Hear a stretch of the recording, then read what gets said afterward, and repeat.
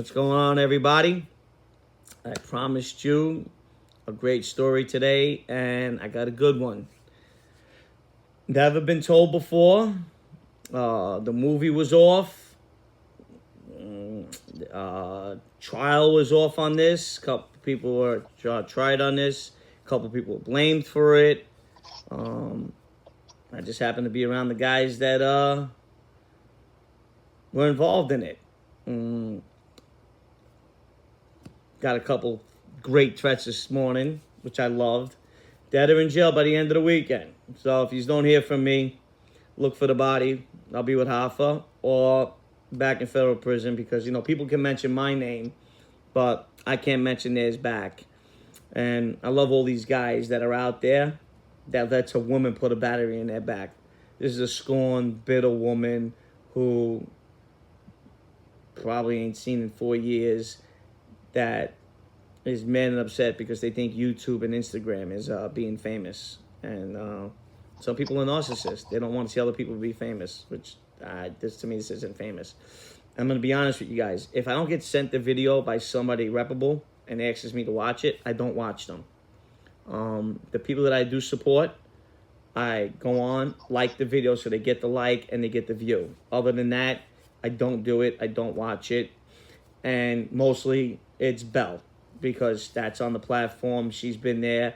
She stuck by me. She's been in meetings. She knows the real Hootie. You know the real Hootie. You want to believe what other people say. That's a different Hootie. I don't mind. I don't care. People don't realize I still get up and go to work every day.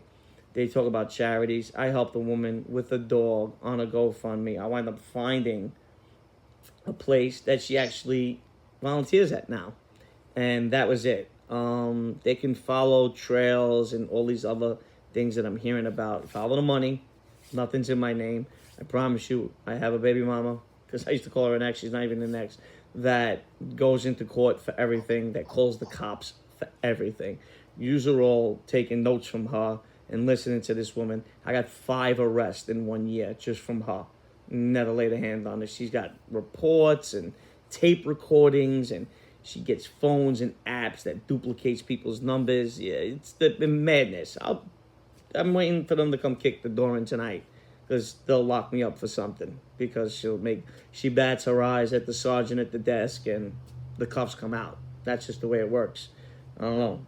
It's the men don't stand a chance, but it doesn't bother me. I'm used to it. So today, and I'm gonna also let you in on something else I forgot to tell you. Now, when a guy gets straightened out, you say he gets his button, right? We used to make fun of guys, say they got their zipper, because they were zipper heads. Some of these guys got straightened out. We used to call it that thing. Wise guys, captains, I've heard a boss say it. That thing, you got that thing. Because in my neighborhood, if you're going to talk to somebody and you're like, if it goes wrong, you could get punched in the face. I try to explain this to people in real life. Like, these guys that talk shit on the internet, half of them haven't been in a fist fight in their life. Or maybe they rolled around on the floor when they were a kid. But it happens. It's a real thing. When someone don't like you, they're going to punch you in the face. Like dweebs, a dweeb is going to get punched in the face. No one can help him. That's it. You know what I mean? Bottom line, I see him punching you in the face. Like, that's it. It's the way it's going to be. Sorry for you. Your big mouth got you. And you think the Cosa Nostra guys are going to help you. Oh, man. It's a shame. You say the life is dead. Okay, the life is dead. But the people aren't. And when people come to me and they say, you ain't nobody, that life's over. Okay, I'm nobody, and the life's over. The fuck does that got to do with me coming to see you? I didn't say I was sending a crew, an associate, a captain. I said, when I see you, we can handle whatever business we need to handle. And your comeback is, the life is over? Okay, the life is dead? Okay, the life is dead. But the people aren't. You got to watch who you talk about, because the people aren't. And believe me, there's some tough guys out there. You don't hear me on here talking about guys, certain guys, because there's no reason to. I know guys that are legitimate tough guys. It's not that I'm scared. I give them the respect. Because the life may be dead, but they aren't. So remember that. Okay? Now, that thing the saying was, at the time, my mentor, gangster killing motherfucker, Ronnie One Arm Trucchio, his captain was Skinny Dom. Skinny Dom's mentors were Tony Lee, Fat Andy Ruggiano. No one would ever say Fat Andy Ruggiano to his face. I used to call him Andy. I only met him when he came home from prison 1 year in '96. That was it. The scumbag that my ex cheated on was his driver because he was a legitimate guy. And, well, he wasn't a legitimate guy. He knew more dirt than most guys. And don't ask me how he skated past everything. But the FBI happened to like him. The government, actually, U.S. attorney, so they let him go on a few things. But, so I got to meet him. He was a legend in that life. He was a gentleman in this life that I live now. He was a regular guy. Like, I can't say he was ever a regular guy. He was a gangster's gangster, you know? And I met him, and he was a great guy. But, so, Skinny Dom, those were his mentors. Now, the captain who I was friends with, his captain was Skinny Dom. He was just a regular made guy. His son's about to go in to become a made guy, who's my boy, and my other boy is going to go after him, and so on and so forth in the crew. So we're all sitting around. He's about to go in. Actually, he went to trial on the Bonnie and Clyde case. I think he beat it, because, I don't know. It was told correctly. It was told correctly. I've read the court minutes on that case, but he beat it. And he said, you go to jail, you're dead. You walk in that door, you're dead. The outside doesn't exist. The inside does. You're dead to everybody. Everybody wants to fuck your wife. Everybody wants to fuck your girlfriend. Everybody wants to steal your money. Everybody forgets about you. No matter what anybody says, you're dead. In a certain way, you listen about, 15. I think after 5, people start forgetting about you. Maybe 5 minutes, they forget about me. That was the love I got. And I had a lot of friends. I did. Everybody got along with me. I don't care what anybody says. I did great business. I was a good friend to people. I never fucked nobody over. I never talked behind people's backs. I got nothing to say about my enemies.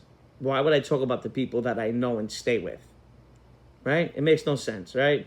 I take sides. On what sides? No. I take and I choose who is going to be my friend and my acquaintance. And then whoever's on the other side, my enemy of my enemy is what? Right? How the old, right?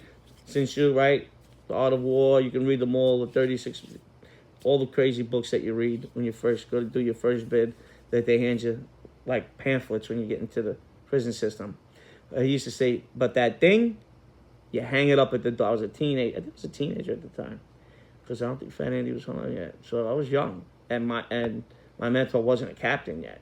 So, and I always told you he was like Sonny from Bronx Tale. When he got made, it was like the whole neighborhood got made. Like, that was our guy.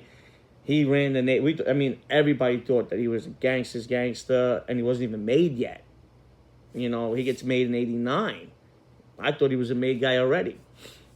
Before that, Vinny Sarah, who was around Fat Andy's age, a year or two difference. No, that was a banana neighborhood before John Gotti Sr. The 101st Avenue City Line was a banana. That was Vinny Sarah ran the show. You didn't fuck. Vinny's like third generation tough guy. And he could have been the boss of the Banana family. We'll get into that conversation one day. It's not my story to tell. I'll let somebody else tell that story when they're able to tell it. But he could have been the boss of the Banana family. And he was a feared guy. And probably one of the only guys Jimmy Burke respected. I can tell you that. Because when they clipped my cousin, I think he had something to do with that. I know the story. And that's a story I'm going to put out there. But again, the Vinny Sarah story is somebody else's to tell. But I knew Vinny, I remember since I'm 5. Football sheets in his club, going back that far on City Line. And that was Banana area until Ronnie One Arm came along. Vinny moved his club somewhere else. And we all thought Ronnie was made already. Because he was extortion, was a killer. He already killed one guy. And that was, self-defense after they stabbed him 173 times. He crawled out of a bar and killed one guy. I'll tell that story, more in depth. So we're all there, paying our respects to Skinny Dom. He's going to jail. Now, Skinny Dom, he doesn't even like to be talked about. I was even a little, sketchy about telling this story, because there's 2 guys in this story that hate being spoken about. One, I actually seen in a restaurant in Franklin Square the other day, King Umberto's. and the other, who Skinny Dom, his nickname behind his back was called the Grouch, Oscar the Grouch. Was never in a good mood. The guy was never in a good mood. Only guy I ever hear to yell at my captain. Well, he wasn't my captain, the captain that I was around. Yeah, they call him the Grouch, for Oscar the Grouch from Sesame Street. I never really watched Sesame Street, but I knew Oscar the Grouch. And that the Grouch, that was his nickname. He was never, he didn't like anybody. You could be sitting in the club playing cards, he wouldn't even say hello to you. Didn't, yeah. He was a powerful cat. Like I mean, his mentors were two stone cold killers, 1 and 2 for Albert Anastasia. I mean, come on. You know, Tony Lee and Fat Andy. I mean, Tony Lee turned down a captain position to run a crew under John Gotti. I told him I don't want, because, you know, he had his own health issues and other issues. Who says no to John Gotti? You know what I mean? These guys were powerful guys. And that was, you know, he was their guy. There was nobody else. It was him. And of course, another name I don't want to mention, Nicky Carrazzo, was a Fat Andy. His mentor was Fat Andy, because everybody says that John Gotti Sr. was my mentor's mentor, but he wasn't. Nicky Carrazzo was Ronnie One Arm's mentor, and Fat Andy was also Ronnie's, but he wasn't around Fat Andy as much as little Nicky Carrazzo was. We call him Little Nick. He's no little. The guy was a beast in the streets with his hands when he was younger. They used to fight against the Fulton and Rockaway Avenue boys, the Eastern Parkway guys. That was him, his brothers, Ronnie One Arm, again, and Jimmy Boy. You know, a lot of good names, a lot of good guys in that life that I don't like to mention, that are still around, that had a brother who passed away, God rest his soul, who I had the chance to meet and being around. I actually broke bread with in Comp's place one time. Actually, and then I think the last time I seen him was on Valentine's Day at the restaurant. But God rest his soul, sleep in peace, he passed away. And a lot of these guys, you know, they came up under Fat Andy. Nicky Carrazzo, my mentor, Ronnie One Arm. So Skinny Dom was like their main guy. He took their club over on Liberty Avenue. He was a serious guy, very serious guy. And he said, that thing, you hang it up at the door.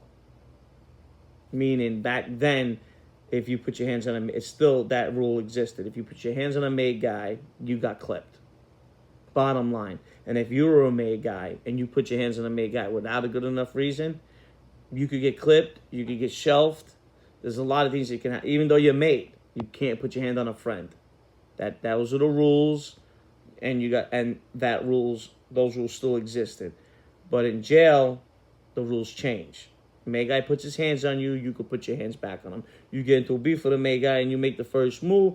Now, if that May guy wants to kill you when he comes home, or he wants to kill you in prison, that's a different story. But the family won't. In jail, they say green light it. In Cosa Nostra, we don't talk like that. But you sign your own death certificate, right?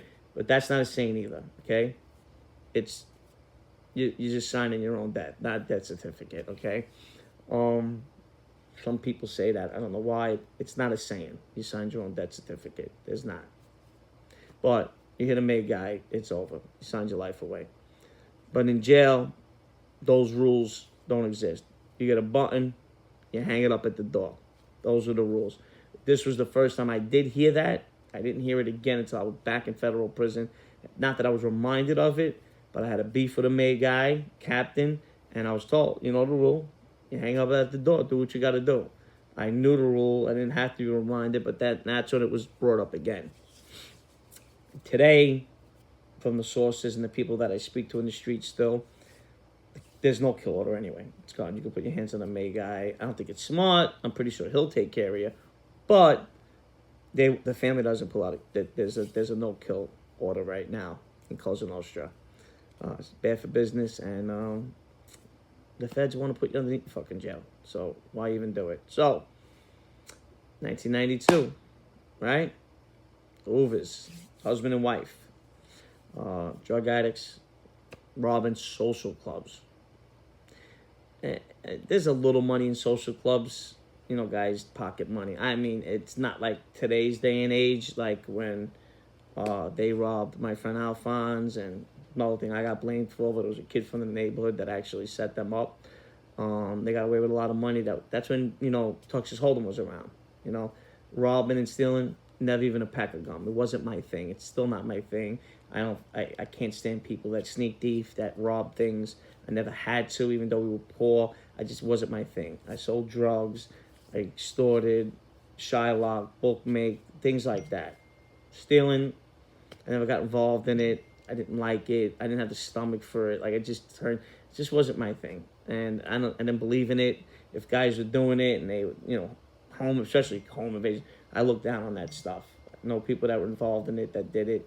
Just wasn't my thing. Didn't want nothing to do with it. I don't care if you told me, if there was 10 million in there, I'm not going to get it. I can make that selling cocaine. I don't need to make it by risking or having to use a gun or tying people up. It's not my thing. I never wanted to be involved in it, and no one ever involved me in it. Of course, I've been blamed for multiple things. To this day, people still blame me for things that went on like that. And it's funny because those people know it was never my character. So, they're robbing social clubs, right? They robbed Vinny and Sarah twice. Now, Vinny and Sarah was a high-ranking, powerful captain in the Bonanno family, and probably the most powerful in Queens at the time. They not only robbed him once, but they robbed him twice going into his house. They knew who he was. They knew where he lived. I think he lived in Tudor Village at the time. They were from Tudor Village. I don't know if they were from Tudor Village, but that's where they were living. That's where they were staying, maybe a stash house or whatever. So now, Vin is good friends with the boss of the family at the time, Joe Messina, lives on 84th Street in Howard Beach. Automatically kill order out for these two people. They don't know at the time if it's a husband and wife. But at this point, they got a reputation for robbing clubs. But what they're doing is they're robbing Fat Andy and Tony Lee's club, who's Skinny Dom's in charge at the time. Bad mistake. Skinny Dom's hit is Ronnie One-Arm. Then they got another tough guy, Johnny Bino. Legitimate tough guy. I don't even want to say his name. Legitimate tough guy. Probably a captain now. Took him a while to get made, even though he did the piece of work in 92. But, guys can say what they want about him. He used to, be on JoJo's boat, this, that. Johnny Bino, legitimate tough guy, legitimate gangster, gangster's gangster. Used to knock guys out. I'll have a story about him and John Jr. when John Jr. was younger. He hated the kids from Ozone Park. He probably still hates the kids from Ozone Park.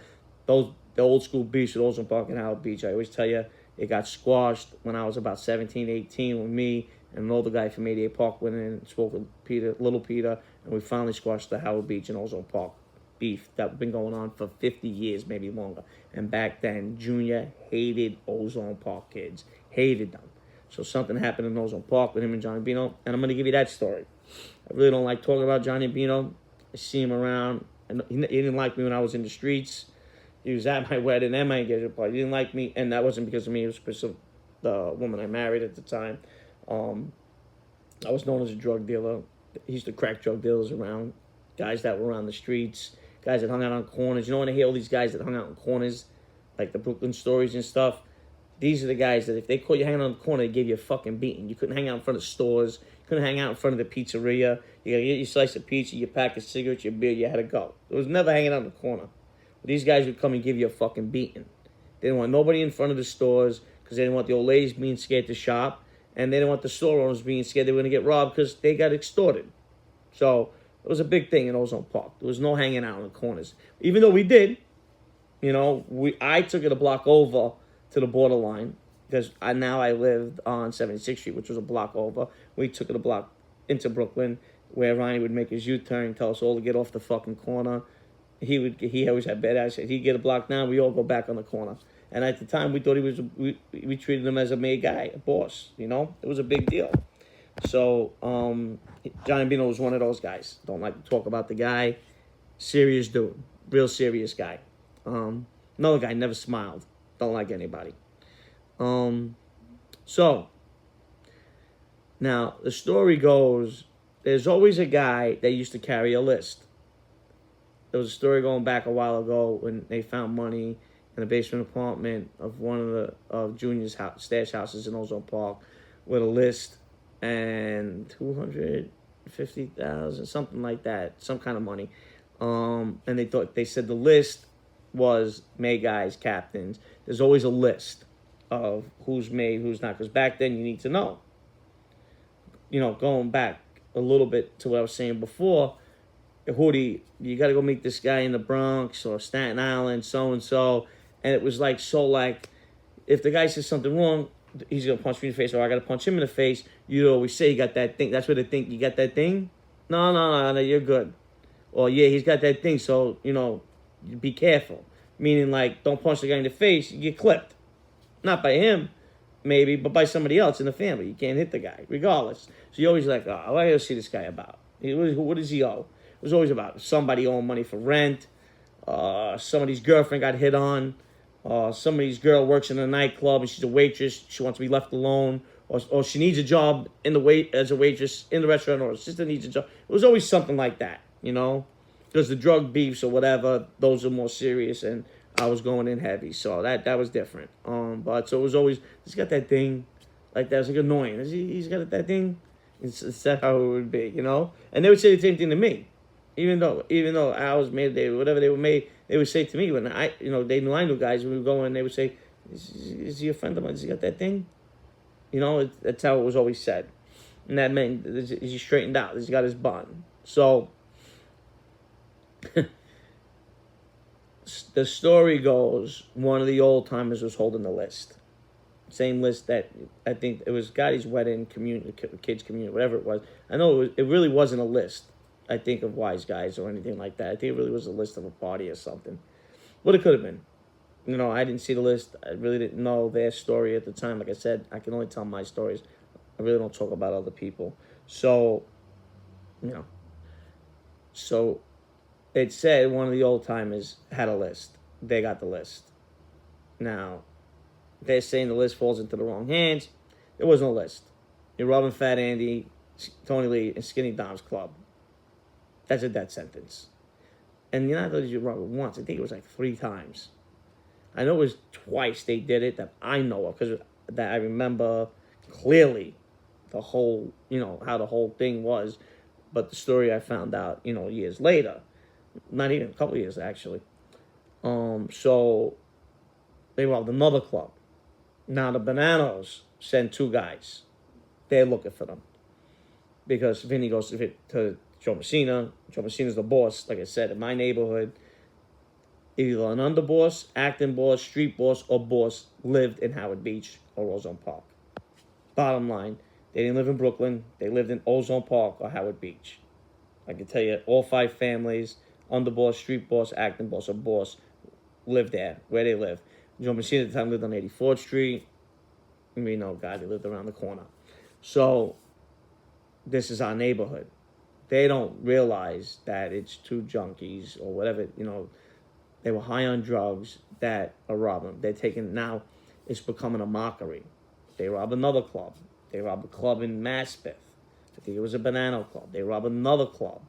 They rob another club in the neighborhood. And I think they robbed it for the 3rd time, but they almost got them on that. Now it's out. The Gambinos want them. They get the order. They got to go. They pistol whip somebody. They putting guns in people's faces. It's social club. There's a rule. When I hear these guys talking about what made guys driving in cars with pistols, or walking into a club with a pistol, or going into a made guy's bar with a pistol, first of all, you go into a club with a pistol, you get clipped. There was rules. One, first of all, drugs had nothing to do with social clubs. So that shouldn't even be close. You never bring heat. Heat is a pistola, the ratchet, into a social club. Never. You get clipped over that. Never. You're never supposed to bring a weapon to a sit-down. I mean, as many times as there's been weapons outside of a sit-down held by people. I was outside. I let them sit down, so I can tell you. But sit-downs, social clubs, no. I can't explain to you how bad it is to carry a pistola in a club. Nobody carries guns. So there was no need for how these people were acting. And this club was known as an old-timers club. So I got a lot of stories out of this club. A lot of these guys today would be 115, 120, 99 years old. These were old-timers playing pinochle, playing hearts, Scala, things like that. No big money games. They kept the club open out of respect for Tony Lee and Fat Andy. That was their original club, coming out of East New York, Brooklyn. But it was an old-timers club. I mean, a really old school. I mean, I could tell stories from these guys that were telling stories in this club that go back to Mad Hatter days, like years and years. So what they were doing, one was a mockery to all Cosa Nostra, because I actually think one of the clubs was a Genovese club. I got all the information. And I'm giving you nothing scripted, so it's coming off the top of my head. But it was definitely two Bananos, three times in the Gambinos, another Gambino, and then Vinny Asara twice. Now, Vinny Asara was friends with Skinny Dom and Ronnie One of them at the time. They all worked in the same area, and probably childhood, whatever, going back. Vinny is 1933, 34. He was actually older than all of them. He's Fat Andy's age, like I said, a year difference. So, and he was a lunatic. Like I said, Jimmy Burke was his good friend, and Jimmy Burke not feared him, but respected his killing game as much as he respected Jimmy's killing game. So, was he part of the Lufthansa? Probably not, but he got a piece of it. I don't think he was there. He was too high ranking at the time. His age, he's actually older than Jimmy, so he was probably a captain at the time. The captains don't go along on scores. I think the only guy that was a main guy that used to go along on scores was Ronnie Giolenzo. Used to put his own work in, and that's for real. So, with that, it goes out. So who does he grab? His soldier, Ronnie One Arm. Who does he grab? The next tough guy in that club, Johnny Bino. Johnny Bino in the back, Ronnie driving, Skinny Dom in the passenger seat. Now, Ronnie One Arm is an Ozone Park legend. He's a gangster killing motherfucker. He gets intel. People talk to him. He's in the streets. This is why I gravitated to him, and he gravitated to liking me. Liking me in the street sense. I'm pretty sure he probably didn't like me on a personal level, regardless of how much I was around him. You don't. And probably people will probably talk shit today about it anyway. Whatever. But he was a street guy. His ear was to the streets. He was in the streets, the after hours, the bars, the clubs. And we were going out to clubs. He was coming out with us. We were going to bars, of course, the strip club because they were his, but the regular bars, and he'd come out with us. The bar in the corner that all the young kids hung out on, they would come out. Spanish, black, Asian. If they hung out there, they came in, they kissed them hello. No one's ever seen that before. He'd sit in the corner, set up, nice. It's all young kids, at the time. It was in the 90s, early 2000s. So, very early 2000s. He went away and right after that. So, got his two strongest guys on that side of Ozone Park. And Ronnie got the tip and knew where they were. Where would they be? They pull up. Christmas time, 1992. And this is the story. They were in the car. Didn't even have to sit on them. They were right there, exactly where Ronnie got the info from. Roll down the windows. And three different shooters, three different calibers. I think two different calibers, but three different guns. Ronnie from the driver's side, Skinny Don from the passenger side, Johnny Bino from the back seat. Johnny Bino doesn't get made till years later. Putting it out there, making it another enemy today. But he never liked me anyway. He was a bully anyway. Well, he picked on everybody, so I wouldn't call him a bully. He cracked everybody. I can't count how many guys I've seen him crack growing up. But they put that work in. And Ronnie dropped the passenger. Somebody else, I think, hit the passenger. That was the wife. And Skinny Dom dropped the driver, who was the husband. He was the first one to get hit. They didn't get a chance to grab their guns. There was no list. That was straight disrespect. You want to rob Fat Andy and Tony Lee's club for the 3 times. You want to stick up a Banano captain twice at his house, his family, where he lives. These were the rules back then. This is 92. Okay? These people exist. Today the life might be dead, but the people aren't. And there was a trial about this. And I wasn't involved at that time. Did I know the story? Absolutely, because my mentor was a shooter. Gangster killing motherfucker. Put her down. Put everything down. Neighbors didn't even call the cops in time. I think somebody eventually did. Winter of 92. The Uber couple. Bonnie and Clyde, they called them. Running around robbing social clubs. No money in social clubs. Pennies. Dollars. And the social clubs they robbing, that they took advantage of, was Skinny Dom Social Club. And those were the oldest guys in the neighborhood that used to hang out there. Those are the guys. They hit a guy with a gun, pistols in their face. Could have walked in with number 2 pencils. These guys would have just gave the money up and they would have told you, you're doing the wrong thing here. Go rob a fucking bank. Go rob a grocery store. If the grocery store's protected, they're going to look for you. But they're not going to look for you like you robbed a Gambino social club. The order went out. We know Senior was boss at the time. Kill order. Bottom fucking line. They got to go. Nobody's getting baseball batted. These are the rules. And they still existed in 92. They still existed. Even though he was away and Junior was the boss, the rules existed. Now, I'm not saying Junior knew about it or anything like that. That whole situation, I don't know. I just know that the rules apply. That means nothing goes down unless the boss okays it. He was the boss. He had to okay it. And like everything, how I explain stories, they don't want to know who, when, how. Well, who, of course, when, how, good reason, and who, and however you do it, and whoever does it, the boss never knows. So it can never go that way. Oh, Skinny Don, Ronnie One Arm, and Johnny Bino, 3 gangster motherfuckers. Real deal Gambino guys.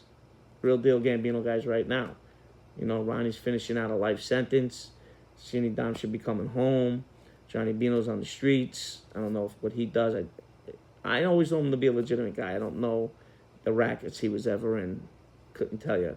They'll never want to be around the guy, you know. And Skinny Dom, he played by the rules. I watched him tell a Banana guy, Maid, you can't fucking talk to me. Go get your fucking captain, and then I'll talk to him.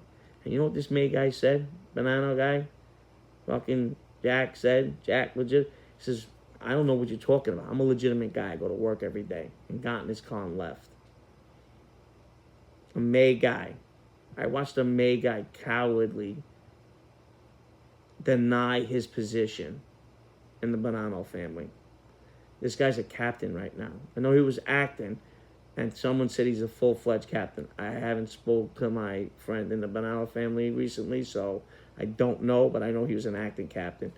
I like the guy. I knew the guy on a personal level. Guy helped me out many a times. Bookmaking, auto business, fucking dynamite guy. And when I seen that, I was young. I actually became friendlier with this guy, with this man later on. I actually did a couple of bids. I didn't think he was a bid guy. And because he's a bookmaker and he made a ton of money legitimately. So I don't even know why guys like that get involved. They already got money and usually get involved because you need that. If you're going to need it, he didn't even use it. He got abused. The guy told him, you can't talk to me. Now, I've sitting down with captains and spoken to them because they wanted to speak to me. I would never walk up to a captain and try to talk to him unless I know I can talk to that captain. 1, I'm not a big guy on getting disrespected or abused. And 2, it's not the rules. It's just, you know, so you try to lay back on some. And there was a beef, and he didn't even want to be involved in the beef. If it was 50, 60,000, Jack would have let it go, let it right on the chin. He would have took it with Skinny Dom. He didn't play around. And he told him, you can't talk to me. Go get your captain. He's got to talk to me. And he says, I don't know what you're talking about. I'm a regular guy. I get up and go to work every day. Got in his car and left. And whatever that beef was over, in the wind. In the wind. This is what kind of guy we're talking about in Skinny Dom. Serious guy. Serious guy. Was around him. Was in his club. Played cards. Spoke to him. Didn't ever got to break bread with him. He went away. He was going away at the time. And then I was too young at the time. I was more on 77th Street. But I'm sure I would have at one point. Um, when Fat Andy died, one of Ronnie's parents had passed away. So both wakes were going on. There was a discrepancy about money. And the family and Skinny Dom were arguing about something. And it was very disrespectful to Fat Andy, what was going on at this moment. And it was money. It was money. You know what I mean? And his family wasn't being taken care of like they should have been. This is Fat Andy. I don't know if people can understand the magnitude of that. You know, yeah, I hear many guys talking. They don't even understand the magnitude of that in any crime family. Because I seen this man get respect from all 5 families. All 5. I seen this. I went myself to a gambling den in Chinatown. I thought I was walking into an Italian joint and it was Asians. Okay? They weren't even triads. It was something. They're called something else. I don't know the name. Like I said, it's off the top of my head. And they paid. The only man I ever seen that extorted the Asians that got paid was Fat Andy. The only man that I seen a high-ranking captain in the Genovese tell me that's a man's man right there when I walked out of a bar with him after him talking and greeting his old friend. A Lucchese, consigliere, respected him and looked like he was looking up to him. This is the kind of man we're talking about. And his family was being disrespected with money by Skinny Dom. And Ronnie walked out of one of his parents' funeral. I was there for both. Out of respect for Fat Andy. But I was there with, my crew for Ronnie. And there for Ronnie, I was by his side. And he walked out, gangsters, man's man, and said, whatever it is, whatever it costs, whatever you need, come to me, I'll pay the whole fucking thing. And this is his captain that he's going over. He's actually abusing his captain. And at this point, I don't know if he was going away, so Ronnie was getting the acting position, or was acting already and wasn't around him. Whatever it was, Skinny Don wasn't a guy you abuse. And I've seen Ronnie take a few licks from him, word-wise, let it go. It was his captain. That was a couple years before. But this night, this guy walked over and said, a lot of rules don't get obeyed, and Ronnie didn't obey a lot of them, but he knew them. He knew the life better than anybody. He mentored me in it, told me the right and wrongs, even though he didn't live by them, but, and said, whatever it is, whatever it costs, this stops now. I'll pay for it. What do you need? How much you need? Just tell me. I got it right now, or I'll go get it. Just totally told him, that's it. It's over. And I'm going to be honest with you. One of Fat Andy's kids, who wasn't straightened out, but was a legitimate tough guy, went to crack Skinny Dom. I don't know if a kill order would have been out if he went to hit him, because he would have knocked him clear the fuck out. He was 20 years younger than him. Well, not 20 years, but he was younger than him, and he was a legitimate tough guy with his hands. And someone got in the way, or he moved. Oh, I was just happy it didn't happen. But he didn't care. He was a legitimate tough guy himself. Fat Andy's son, Albert. And they both were, Anthony and Albert. Legitimate gangsters, legitimate tough guys. I put them in definitely that category. And Ronnie walked out. And usually, guys would go crazy. But Albert had that kind of respect. Fat Andy had that kind of respect. And Ronnie just abused a captain in his own family. Whatever you're arguing about, whatever it costs, whatever you need, I'll pay it. I got it. This is meaning this is over. Back inside, let's pay our respects to this legend, to this, man of man, gangster of all gangsters, and knock it the fuck off. And whatever it is, I'll go in my pocket and pay for it right now. 15, 20, 30,000, whatever it would have been. He would have had no problem. And, I gave you a little bit extra there, but that was the Bonnie and Clyde story. There was 2 bananas driving around looking for the Ubers as well. And they didn't have the intel like Ronnie had. And you know what? That was principle. They were going to get them. The Gambinos were going to get them.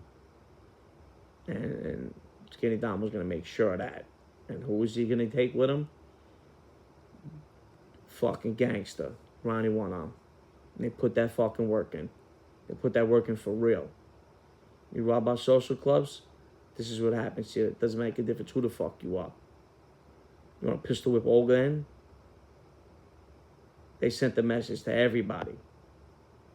And none to do with a list. Watch these fucking movies. Listen to this. I'm telling you. They sent a message that night. Winter, Christmas of 92. You rob a Gambino social club. You end up dead. That work was put in by 3 fucking gangsters.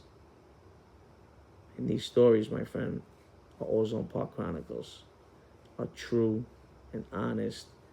And I'm telling you, that life may be dead, but the people aren't. And this isn't nothing to look up to. But this was Cosa Nostra. And, you know, you hear stories about people putting drugs in their neighborhood. No. They may be extorted drug dealers that sold drugs in certain parts of neighborhoods where people went to get drugs. But they didn't. You may hear stories that innocents got hurt. No. Guys got hurt that deserve to get hurt. Guys got clipped that deserve to get clipped. That's the way the rules were. Civilians, I told you all the time, they expect you to call 911. I'm expecting it now as we speak because people want to put out rumors and talk shit, but you say something back and they threaten you with 911. I don't know why. That's different. They love it when people change their lives. 911 becomes their best friend. Women love 911. So they want to threaten you with. Just got done telling you they love you, they want to be with you, and they want to call 911 for everything. I already got 2 infos that they've been called, put on notice in Queens. So this is what happens. And that was the life, man. And that was the Bonnie and Clyde. If they would have did the story right, if they would have sat in on that trial and they would have got those minutes, they could have made such a better movie. Oh, there it is. These 2 motherfuckers were some wild ass, gun-toting, stick-up motherfuckers. This fucking woman had more balls than most guys in the neighborhood. They weren't originally from Ozone Park or Howard Beach, not both of them. But she fucking pistol whipped an old guy. She had the pistol ready to shoot somebody over $200. They were gonna shoot Uncle Vin. Well, they called him Uncle Vin. The second time, I think. Because Vin was straight up. I'm going to get you. I'm going to kill Vin. Don't give a fuck how many guns he had pointing in his face. That's one motherfucker that was for real. You know? And 3 gangster killing motherfuckers showed up on their fucking front bumper. Put them to sleep. Good night. No questions asked.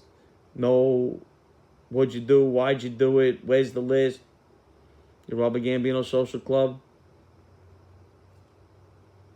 Consequences. Death. Live fast, die fast. And I hope you enjoyed the story, guys. And I appreciate all the subscribers. You just know me. I get on here with the conceited and the bullshit. But you know the stories. I give them to you. It's great content. Now you'll be getting them all the time. The shit that I was doing with these other clowns, I was letting them do interviews. The people that we were interviewing were great people. But I would never give them the gold. Usually getting the gold now. They had a renowned writer, 4th most expert. I respect what the guy says. I respect what he talks about. I respect what he writes. He got 100 views. These are the guys that people want to listen to. He got 100 views. He had an author on. And he got 100 views. He had to go back.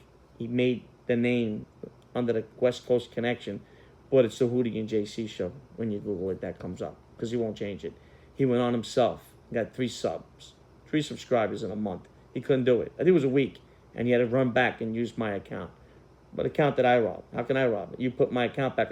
You're putting my videos up, which you're gonna pay for.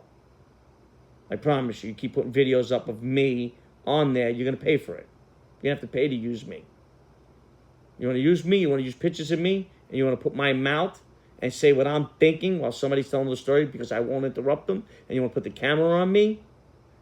When you did all the shit talking, you wanted to be the only gangster from Detroit? Yeah, tell your friend the truth, because I knew nothing about the guy, and I still don't. The only reason why I talked because he came at me, I came at him. I really didn't have beef with the guy. But it was because of you. You talked about him, not me. This is what you do. Shut the channel down and open up your West Coast connection. Who ever heard of a judge saying, go to college? You tell a high school kid, go back to school or go to jail. It's bullshit. And now, all the guys he interviewed, all these guys he looked up to were cooperators, the rats, and now he's talking out against rats. You just go on his show, you just answer his questions, you subscribe to him, you are all idiots. Because now he's abusing guys that are rats and informants. Talking bad about all of them. Guy doesn't even know what I've done in my past. He's saying, who didn't do this, who didn't do that. He's listening to an ex who's scorned. Scorned not by me. She left me. I was brokenhearted. I was hurt. She can't be scorned by me. She's scorned 4 years later because I want nothing to do with her now. And she wants to be in the limelight like everybody else. I'm not in the limelight. This is YouTube. There's no money in this. This is free.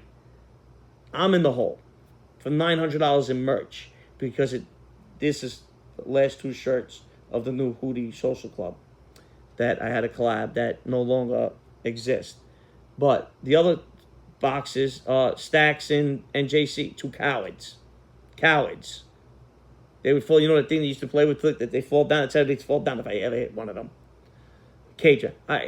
JC, you'll get it any day of the week. Whenever I run into you, whenever I see you, you get punched in the face. I don't need to accept an undercard match or anything like that. You're getting punched in the face no matter what. That bottom of the fucking line. You're a coward.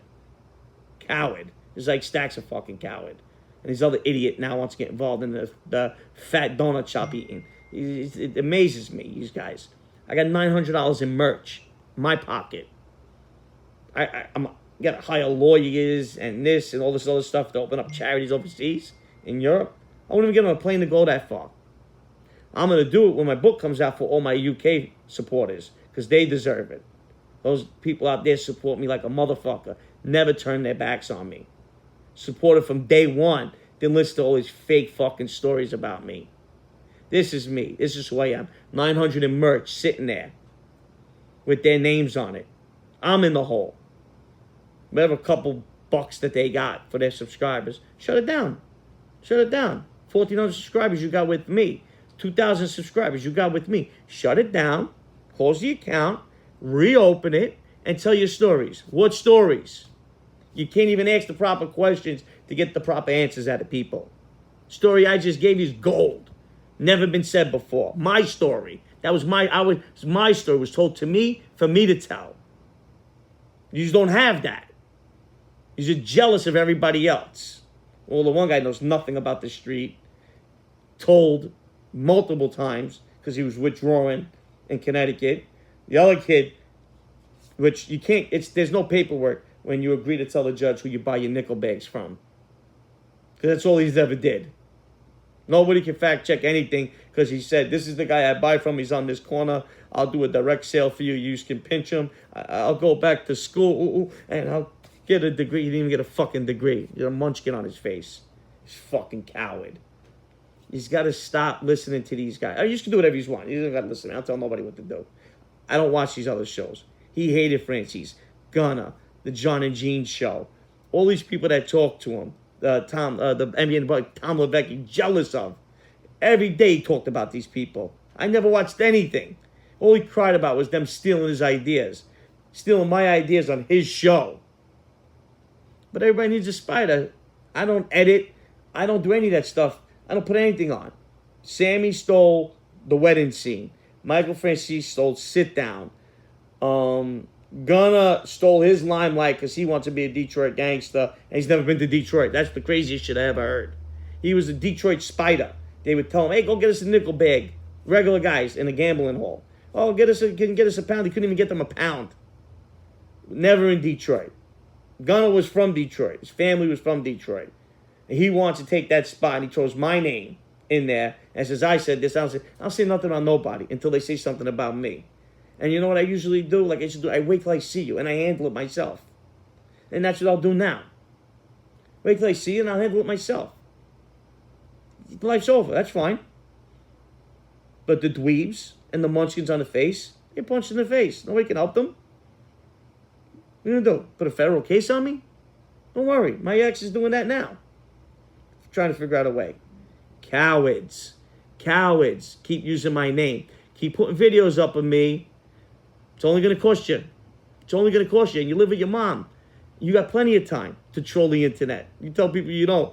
There was 4 people in that meeting when you say all you do is sit around and watch these videos. All I do is I watch these videos for us, Hootie. They stealing everything from us. I says, don't worry about it. I got more. Like the thing, the button being hung up, being dead when you go to jail. The rules, I could give you more every day. I didn't because I didn't want to give it to them guys. He wasn't even my Ed McMahon because he was an idiot. He always jumped in and made a story about him, and he's never done anything. Never done nothing. He's giving you lies from a tennis court, from a shirt that he's got from 30 years ago with his gas station sunglasses. Come on. Come on. Come on. Stacks is making videos wearing Versace glasses that I gave him. Are you kidding me? Talking about he burned everything. Wearing what look at what he's wearing. I gave this kid him nothing. Are you kidding me? These people live with their mother. They'd be on a park bench. You know what they're away from? They're a bad week from a park bench. That's what they're away. They're a park bench. They're 1 week away from a park bench. That's what they're. And they want to talk about families. Don't let me get into your court cases or any of you guys with your families and your kids. I don't like to go there, but I will. I will. And remember, you mentioned that you're teaming up with my ex. You mentioned her name. You came first. What'd he say, John Rambo? He drew first blood. You drew first blood. And you can't outlast Hootie. Nobody can. With that, these guys have a great night. My supporters, you know I love you. I sent all the merch out for free out of my own pocket, getting up every day and going to work. You guys know who you are. If I missed you, the next round of merch that comes, whatever collab I do, you'll get it. Hats will be going out. I have a lot of hats left over to you guys. I'm trying to get to all of yous. Believe me, I go one-on-one with all my supporters that truly support the Hootie platform. And the Hootie and Bell Show, it's coming up. We're in talks now, so be ready. It's going to be good. 2 different personalities, 2 different outlooks, 2 different states, 2 different upbringings. It's going to be pretty good. The bantering already is crazy. It drives me nuts already. Yells at me for all these videos. Wants me to be nice to everybody. She's so nice. Lollipops and kissing babies. I can't do that shit.